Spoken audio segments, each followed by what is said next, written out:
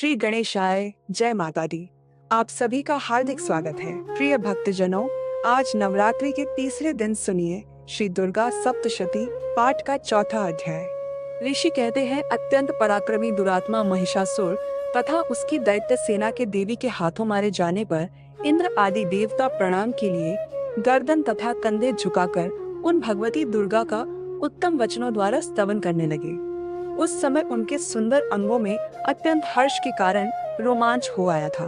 देवता बोले, संपूर्ण देवताओं की शक्ति का समुदाय ही जिनका स्वरूप है और जिन देवी ने अपनी शक्ति से संपूर्ण जगत को व्याप्त कर रखा है, समस्त देवताओं और महर्षियों की पूजनीय उन जगदम्बा को हम भक्ति पूर्वक नमस्कार करते हैं। वे हम लोगों का कल्याण करें। जिनके अनुपम प्रभाव और बल का वर्णन करने में भगवान शेषनाग ब्रह्मा जी तथा महादेव जी भी समर्थ नहीं है। वे भगवती चंडिका संपूर्ण जगत का पालन और अशुभ भय का नाश करने का विचार करें, जो पुण्य आत्माओं के घरों मैं स्वयं ही लक्ष्मी रूप से पापियों के यहाँ दरिद्रता रूप से शुद्ध अंतःकरण वाले पुरुषों के हृदय में बुद्धि रूप से सत्पुरुषों में श्रद्धा रूप से तथा कुलीन मनुष्यों में लज्जा रूप से निवास करती हैं। उन आप भगवती दुर्गा को हम नमस्कार करते हैं। देवी, आप संपूर्ण विश्व का पालन कीजिए। देवी, आपके इस अचिंत्य रूप का, असुरों का नाश करने वाले भारी पराक्रम का तथा समस्त देवताओं और दैत्यों के समक्ष युद्ध में प्रकट किए हुए आपके अद्भुत चरित्रों का हम किस प्रकार वर्णन करें। आप संपूर्ण जगत की उत्पत्ति में कारण हैं। आप में सत्वगुण, रजोगुण और तमोगुण, ये तीनों गुण मौजूद हैं, तो भी दोषों के साथ आपका संसर्ग नहीं जान पड़ता। भगवान विष्णु और महादेव जी आदि देवता भी आपका पार नहीं पाते। आप ही सबका आश्रय है। ये समस्त जगत आपका अंशभूत है, क्योंकि आप सबकी आदिभूत अव्याकृता परा प्रकृति है। देवी, संपूर्ण यज्ञों में जिसके उच्चारण से सब देवता तृप्ति लाभ करते हैं, वह स्वाहा आप ही हैं। इसके अतिरिक्त आप पितरों की भी तृप्ति का कारण हैं। अतः सब लोग आपको स्वधा भी कहते हैं। देवी, जो मोक्ष की प्राप्ति का साधन है, अचिंत्य महाव्रत स्वरूपा है। समस्त दोषों से रहित जितेंद्रिय तत्व को ही सार वस्तु मानने वाले और मोक्ष की अभिलाषा रखने वाले मुनिजन जिसका अभ्यास करते हैं, वह भगवती पराविद्या आप ही हैं। आप शब्द स्वरूपा हैं। अत्यंत निर्मल ऋग्वेद, यजुर्वेद तथा उद्गीत के मनोहर पदों के पाठ से युक्त सामवेद का आधार भी आप ही हैं। आप देवी त्रयी अर्थात तीनों वेद और भगवती अर्थात 6 ऐश्वर्य से युक्त हैं। इस विश्व की उत्पत्ति और पालन के लिए आप ही वार्ता अर्थात खेती और आजीविका के रूप में प्रकट हुई है। आप संपूर्ण जगत की घोर पीड़ा का नाश करने वाली हैं। देवी, जिसे समस्त शास्त्रों के सार का ज्ञान होता है, वह मेधा शक्ति आप ही है। दुर्गम भवसागर से पार उतारने वाली नौका रूप दुर्गा देवी भी आप ही हैं। आपकी कहीं भी आसक्ति नहीं है। कैटभ के शत्रु भगवान विष्णु के वक्ष स्थल में एकमात्र निवास करने वाली भगवती लक्ष्मी और भगवान चंद्रशेखर द्वारा सम्मानित गौरी देवी भी आप ही हैं। आपका मुख मन मुस्कान से सुशोभित निर्मल पूर्ण चंद्रमा के बिंब का अनुकरण करने वाला और उत्तम स्वर्ण की मनोहर कान से कम नहीं है। तो भी उसे देखकर महिषासुर को क्रोध हुआ और सहसा उसने उस पर प्रहार कर दिया। ये बड़े आश्चर्य की बात है। देव, वही मुख जब क्रोध से युक्त होने पर उदय काल के चंद्रमा की भांति लाल और तनी हुई भों के कारण विकराल हो उठा, तब उसे देखकर जो महिषासुर के प्राण तुरंत नहीं निकल गए। यह उससे भी बढ़कर आश्चर्य की बात है, क्योंकि क्रोध में भरे हुए यमराज को देखकर भला कौन जीवित रह सकता है। देवी, आप प्रसन्न हो। परमात्म स्वरूपा आपके प्रसन्न होने पर जगत का अभ्युदय होता है और क्रोध में भर जाने पर आप तत्काल ही कितने कुलों का सर्वनाश कर डालती हैं। ये बात अभी अनुभव में आई है, क्योंकि महेश्वर की ये विशाल सेना क्षण भर में आपके कोप से नष्ट जो हो गई है। सदा अभय प्रदान करने वाली आप जिन पर प्रसन्न रहती हैं, वे ही देश में सम्मानित हैं। उन्हीं को धन और यश की प्राप्ति होती है। उन्हीं का धर्म कभी शिथिल नहीं होता और वे ही अपने हष्ट पुष्ट स्त्री पुत्र और वृत्तियों के साथ धन्य माने जाते हैं। देवी, आपकी ही कृपा से पुण्यात्मा पुरुष प्रतिदिन अत्यंत श्रद्धा पूर्वक सदा सब प्रकार के धर्मानुकूल कर्म करता है और उसके प्रभाव से स्वर्ग लोक में जाता है। इसलिए आप तीनों लोकों में निश्चय ही मनोवांछित फल देने वाली हैं। माँ दुर्गे, आप स्मरण करने पर सब प्राणियों का भय हर लेती हैं और स्वस्थ पुरुषों द्वारा चिंतन करने पर उन्हें परम कल्याणमय बुद्धि प्रदान करती है। दुख, दरिद्रता और भय हरने वाली देवी आपके सिवा दूसरी कौन है, जिसका चित्त सबका उपकार करने के लिए सदा ही दयाद्र रहता हो। देवी, इन्हें राक्षसों के मारने से संसार को सुख मिले और यह राक्षस चिरकाल तक नरक में रहने के लिए भले ही पाप करते रहे हो, इस समय संग्राम में मृत्यु को प्राप्त होकर स्वर्ग लोक में जाएं।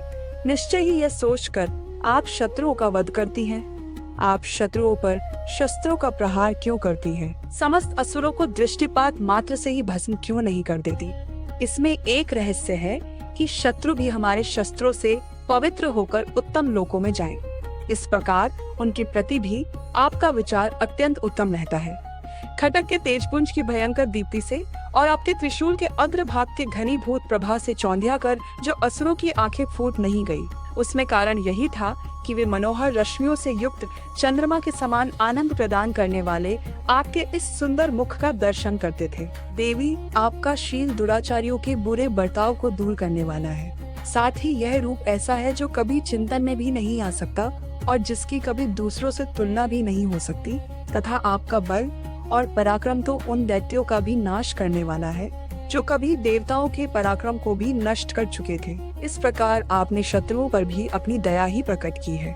वरदायिनी देवी, आपके इस पराक्रम की किसके साथ तुलना हो सकती है? और शत्रुओं को भय देने वाला और अत्यंत मनोहर ऐसा रूप भी आपके सिवा और कहाँ है? हृदय में कृपा और युद्ध में निष्ठुरता, ये दोनों बातें तीनों लोकों के भीतर केवल और केवल आप में ही देखी गई है। माते, आपने शत्रुओं का नाश करके इस समस्त त्रिलोकी की रक्षा की है। उन शत्रुओं को भी युद्ध भूमि में मारकर स्वर्ग लोक में पहुंचाया है तथा उन्मत्त दैत्यों से प्राप्त होने वाले हम लोगों के भय को भी दूर कर दिया है। आपको हमारा नमस्कार है। देवी, आप शूल से हमारी रक्षा करें। अंबिके, आप खड़ग से भी हमारी रक्षा करें तथा घंटे की ध्वनि और धनुष की टंकार से भी हम लोगों की रक्षा करें। चंडी के पूर्व, पश्चिम और दक्षिण दिशा में आप हमारी रक्षा करें तथा ईश्वरी अपने त्रिशूल को घुमाकर आप उत्तर दिशा में भी हमारी रक्षा करें। तीनों लोकों में आपके जो परम सुंदर और अत्यंत भयंकर रूप विचरते रहते हैं, उनके द्वारा भी आप हमारी तथा इस भूलोक की रक्षा करें। अंबिके, आपके कर पल्लवों में शोभा पाने वाले खड़ग, शूल और गधा आदि जो अस्त्र हो, उन सब के द्वारा आप सब ओर से हम लोगों की रक्षा करें। ऋषि कहते हैं, इस प्रकार जब देवताओं ने जगन माता दुर्गा की स्तुति की और नंदन मन के दिव्य पुष्पों और गंध चंदन आदि के द्वारा उनका पूजन किया, फिर सब ने मिलकर जब भक्ति पूर्वक दिव्य धूपों की सुगंध निवेदन की, तब देवी ने प्रसन्न वदन होकर प्रणाम करते हुए सब देवताओं से कहा। देवी बोली, देवताओं, तुम सब लोग मुझसे जिस वस्तु की अभिलाषा रखते हो उसे मांगो। तब देवता गण बोले, भगवती ने हमारी सब इच्छा पूर्ण कर दी, अब कुछ भी बाकी नहीं, क्योंकि हमारा ये शत्रु महिषासुर मारा गया।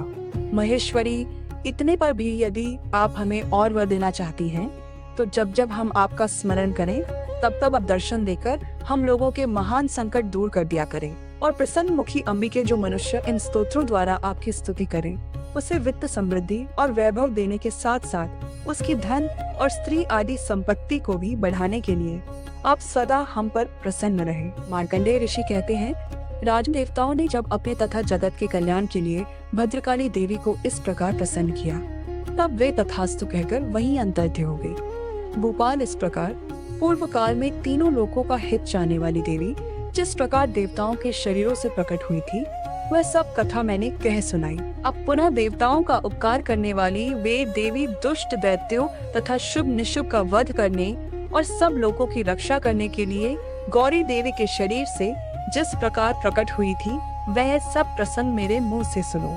मैं उसका तुमसे यथावत वर्णन करता हूँ। जय माता दी। इस प्रकार श्री मार्कंडेय पुराण में सावर्णिक मनवंतर की कथा के अंतर्गत देवी महात्म्य में शक्रादि स्तुति नामक चौथा अध्याय पूर्ण हुआ। इसके आगे के अध्याय आप सभी कल की वीडियो में जरूर सुनिएगा। माँ दुर्गा से क्षमा प्रार्थना। हे परमेश्वरी, मेरे द्वारा रात दिन सहस्त्रों अपराध होते रहते हैं। अपनी भक्त समझकर मेरे उन अपराधों को आप कृपा पूर्वक क्षमा करो। हे परमेश्वरी, मैं आह्वान करना नहीं जानती, विसर्जन करना नहीं जानती तथा पूजा करने का ढंग भी नहीं जानती, मुझे क्षमा करो।